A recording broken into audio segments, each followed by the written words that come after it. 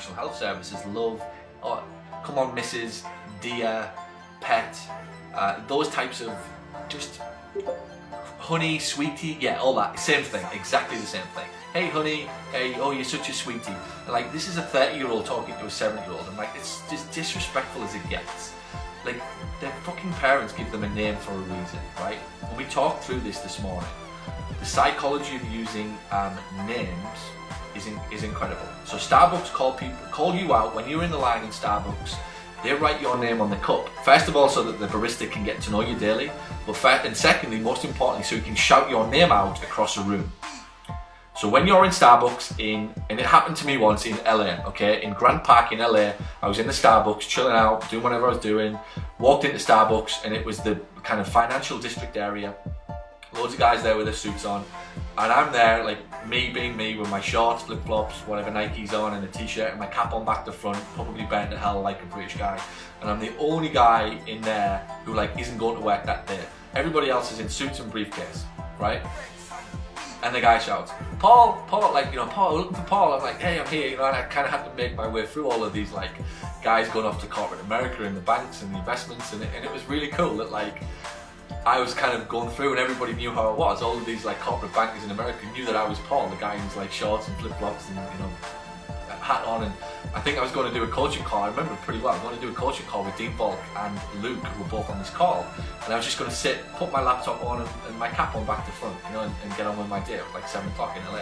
And all these guys in their suits, but everyone's names was getting called out. But people could kind of, like, know who I was. And it was a pretty significant, it was such a small, simple thing. But I realised a long time ago that that's why Starbucks do it.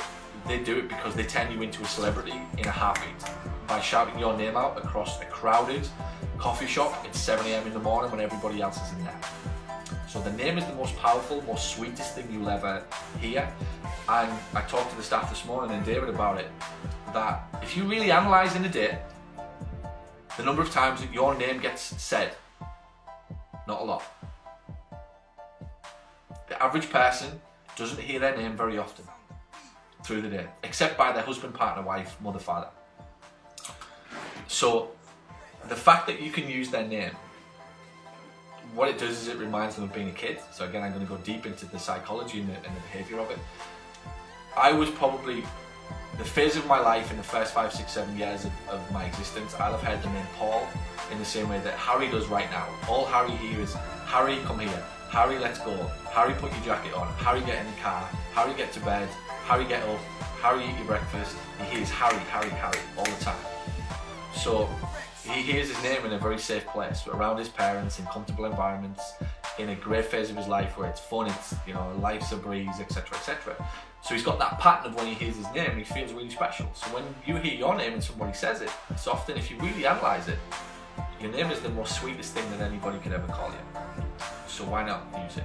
So it really winds me up when I go into businesses and they call me love, pet, dear, mate. Like, it's just, it's lazy as shit. But they're trying to, I know what they're trying to do, they're trying to get on our level a little, and you're trying to keep this thing, you know, not too friendly, not too casual, whatever, and it meets somewhere in the middle. But for the sake of remembering somebody's name, you get to elevate them to celebrity status, because not many places will remember their name. So that's a big thing that we're big on. As soon as that door opens up, my secretaries, I'm happy for them to take a point on, is it David? And even if it's not David, they might get 1 in 50 wrong, I don't care, because I'd rather edge the bet that the 1 in 49 or the 49 other people that we got right will feel pretty special that day. So again, analyse it today in your office. Be honest with yourself. If that door opens, is it, hello, can I help? Or is it, hey Mary, we've been expecting you?